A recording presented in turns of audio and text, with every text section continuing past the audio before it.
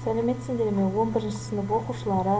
Бүгін біз сіздермен бірге 4-ші тоқсан бойынша қазақ тілі пәнінен мынау БЖБ тапсырмасын орындайтын боламыз. Бұл бөлімде сіздер жаңа әлемдегі театр және шешендік сөздер бөлімі бойынша тақырыптарды өткен болатынсыңдар.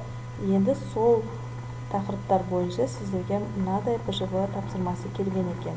Мұнда 21 ғасырдағы қазақ киносы ұлттық мүддеге не береді деген сауалға мынадай мәтін берілген.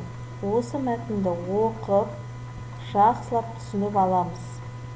Және осы мәтін бойынша сіздерге астында мынадай тапсырма беріліп отыр.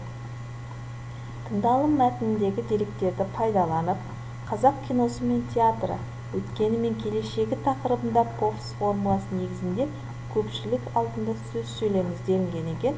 Енді мен қысқаша осы POFS формуласын құрастырдым. Мынау қызылмен ерекшеленіп жазылған дұрыс жауапты дәптерлеріңізге көшіріп алыңыздар. Бірінші, менің ойымша, қазақ киносы әлемдік деңгейге бір саты болса да көтерілуі мүмкін. Себебі қазіргі таңда қазақ киносының жағдайы қалыпты арнаға түсіп келеді. Оған дәлелін Жау жүрек мың бала фильмі, Ермек Тұрсыновтың Шал, Томирис патшайым фильмдері шықты. Кинофестивальдарға да арналған фильмдер баршылық. Осыған байланысты мен мынадай қорытындыға келдім.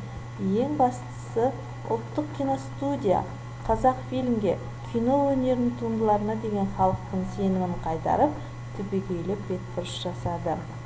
Міне осылайша сіздер POFS формуласын құрсаңыздар болады.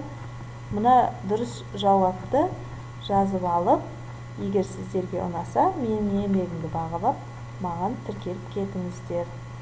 Ал осымен БЖБ тапсырмасын біз аяқтаймыз.